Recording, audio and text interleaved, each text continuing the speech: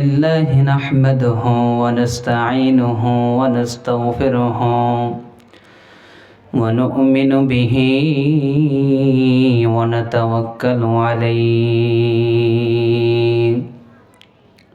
ونعوذ بالله من شرور أنفسنا ومن سيئات أعمالنا من يهدي الله فلا مضل له ومن يضلل فلا هادي له ونشهد أن لا إله إلا الله وحده لا شريك له ونشهد أن سيدنا وسندنا وحبيب طبيبنا وطبيب قلوبنا ومولانا محمد أما بعد সম্ভব যদি হয় সকলে জবান খুলে তেলাওয়াত করুন আউযু বিল্লাহি মিনাশ শাইতানির রাজীম বিসমিল্লাহির রহমানির রহিম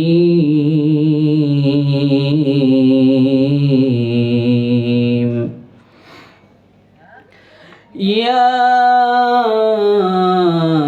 আইয়ুহাল্লাযীনা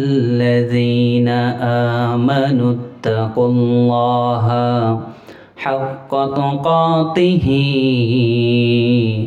ولا تموتن إلا وأنتم مسلمون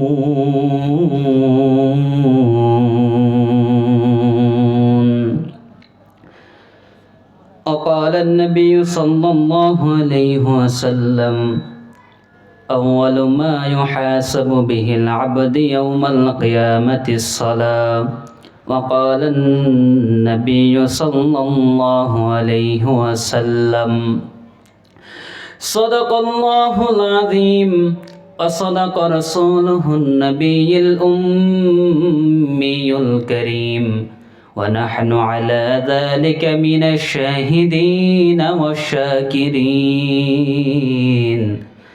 আলহামদুলিল্লাহি রাব্বিল আলামিন মনটা যদি হইতো প্রবল হাওয়া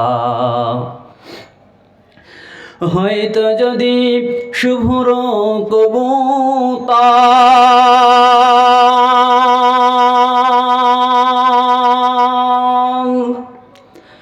মনটা যদি হইতো প্রবল হাওয়া হয়তো যদি শুভ্র কবুতর মেঘের ডানায় পাঠিয়ে দিতাম মদিনারি পথে যেথায় আমার প্রিয় নবী ঘুমায় নিরন্তর যেথায় আমার প্রিয় নবী ঘুমায় নিরন্তর লা ইলাহা ইল্লাল্লাহ লা ইলাহা ইল্লাল্লাহ লা ইলাহা ইল্লাল্লাহ লা ইলাহা ইল্লাল্লাহ মুহাম্মাদুর রাসূলুল্লাহ সাল্লাল্লাহু আলাইহি ওয়াসাল্লাম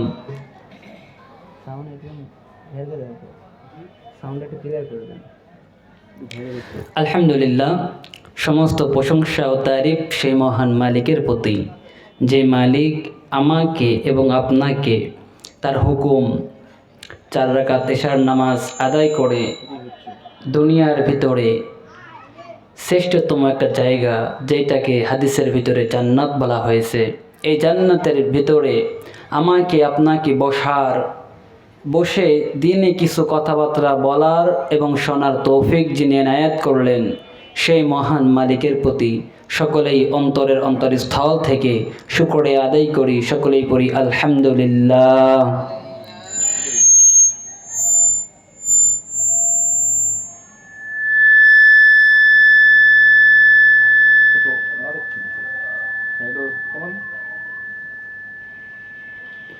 সেই সাথে লক্ষ কোটি দরুদ আর সালাম কুল মানবতার নবী, আমার আপনার নবী, নবীদেরও যিনি নবী, যেই নবীর ওসিলা করে আল্লাহ পাক রব্বুল আলামিন আমাকে আপনাকে এই দুনিয়ার ভিতরে পাঠিয়েছেন, যেই নবীর উম্মত হিসাবে, যেই নবীর সুপারিশ ছাড়া কাল কিয়ামতের ময়দানে কোনো মাখলুকাত, কোনো বান্দা জান্নাতে যেতে পারবে না, সেই নবীর প্রতি সকলে দরুদ প্রেরণ করে সকলে বলি সাল্লাল্লাহু আলাইহি ওয়াসাল্লাম। সম্মানিত হাজিরিন, আজকে আমরা দুনিয়ার ভিতরে এক টুকরা জান্নাতের ভিতরে বসেছি। আমরা তো এই দুনিয়ার ভিতরে সকলেই মুসলমান নাকি? আমাদের ধর্মের নাম কি বলেন? ইসলাম। আমরা ইসলাম ধর্মের মানুষ, আমরা মুসলমান। কিন্তু দেখেন, আরে ভাই মাই বারবার এরকম করলে কি?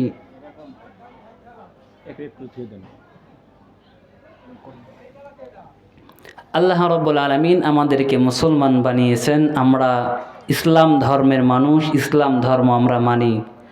এই ইসলাম ধর্ম আমরা যে মানি, ইসলাম ধর্মের মৌলিক 5টি বিষয় আছে। আপনারা কি জানেন? আমরা যে মুসলমান, এই মুসলমান হতে হলে ইসলাম ধর্ম মানতে হবে। এই ইসলামের 5টি মৌলিক বিষয় আছে। এইগুলা মানলেই আমি আপনি মুসলমান। দুনিয়ার ভিতরে আমার আপনার একটা পরিচয় আছে যে আমি অমুকের ছেলে অমুক, নাকি? আপনার একটা পরিচয়পত্র আছে না? এনআইডি কার্ড আছে। দুনিয়ার ভিতরে আপনার পরিচয় দিতে হলে আমি আপনি যে পরিচয় দেব কবরের ভিতরে, আমাদেরকে যখন প্রশ্ন করবে 2 নম্বর প্রশ্ন, মান দিনুকা, তোমার দিন কি? এই দিনের যে আমরা উত্তর দিব যে আমাদের দিন ইসলাম, আমরা ইসলাম ধর্মের অনুসারী, কিন্তু দুনিয়ার ভিতরে আমি আপনি ইসলাম মানলাম কতখানি, এটা দেখার বিষয় আছে না নাই? আমার বাবাজিরা, আমি আপনি যে দুনিয়ার ভিতরে পরিচয় দিই আমি অমুকের পুত্র অমুক, আল্লাহ রাব্বুল আলামিন আমাদেরকে কোরআন দিয়েছেন। এই কোরআন আমাদেরকে বলেছেন তুমি দুনিয়ার ভিতরে কেমনভাবে চলবে, কেমনভাবে চললে তুমি শান্তিতে থাকবে। তুমি শান্তিতে থাকবে, তোমার পরিবার শান্তিতে থাকবে, তোমার পারিবারিক জীবন সুখী হবে, তোমার সামাজিক জীবন সুখী হবে, তোমার রাষ্ট্রীয় জীবন সুখী হবে, তোমার আন্তর্জাতিক জীবন সুখী হবে। বলেন সুবহানাল্লাহ। আমার বাবাজিরা, আল্লাহ রাব্বুল আলামিন পবিত্র কুরআনুল কারীমের ভিতরে বান্দাদেরকে জানিয়ে দিয়েছেন, বান্দা তোমরা কেমন ভাবে চললে দুনিয়ার ভিতরে সুখে শান্তিতে তোমাদের জীবনটা পরিচালিত করতে পারবে, কেমন ভাবে চললে তোমার দিন, তোমার ধর্ম, কেমন ভাবে চললে তোমার ধর্মের প্রতি অটল থাকতে পারবে, কেমন ভাবে তুমি চললে দুনিয়ার ভিতরে তোমার পারিবারিক জীবনটা সুখী হবে, তোমার সামাজিক জীবন সুখী হবে, তোমার রাষ্ট্রীয় জীবন সুখী হবে। আল্লাহ রাব্বুল আলামিন এই কোরআনের ভিতরে জানিয়ে দিলেন। এখন আমরা মুসলমান জাতি, আমাদের তো এখন জানতে হবে কোরআন কেন আসলো, কোরআন কি কারণে আসলো, কোরআনের পরিচয়টা কি? আমাদের প্রশ্ন আছে না নাই? এই কোরআন যে আসলো, কোরআনের পরিচয় কি? এটা আমাদের প্রশ্ন আছে না নাই? আল্লাহ রাব্বুল আলামিনের কাছে যখন আমরা প্রশ্ন করলাম, আল্লাহ কোরআন দিয়েছো, কোরআনকে যখন জানতে চাইলাম কোরআন তোমার পরিচয় কি, তুমি কোথায় থেকে এসেছো, কোরআন দিয়ে বলেন বাল হুয়া কুরআনুম মাজিদুন ফি লাওহিম মাহফুজ। কোরআন দিয়ে বলেন, ও মানব জাতি তোমরা শুনে রাখো, আমি কোরআন লৌহে মাহফুজ থেকে দুনিয়ার ভিতরে এসেছি তোমাদের জন্য। আমরা আবার কোরআনকে প্রশ্ন করলাম, কোরআন তুমি লৌহে মাহফুজ থেকে দুনিয়া এসেছো, আমরা বুঝলাম, কিন্তু তুমি কোরআন কোন মাসে কোন সময় তুমি দুনিয়ার ভিতরে অবতরণ করেছ? আমার আপনার একটা ধর্মের নির্ধারিত হাতেও সময় আছে, আমি আপনি অমুক সালের অমুক সময় অমুক জায়গায় আমি আপনি জন্মগ্রহণ করেছি।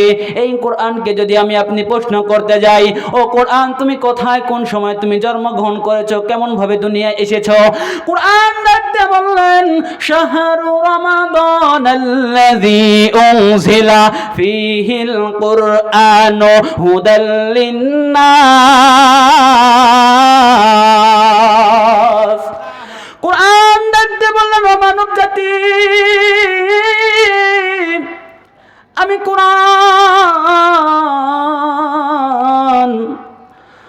আমি কোরআন রমজান মাসের ভিতরে দুনিয়ার ভিতরে আসলাম।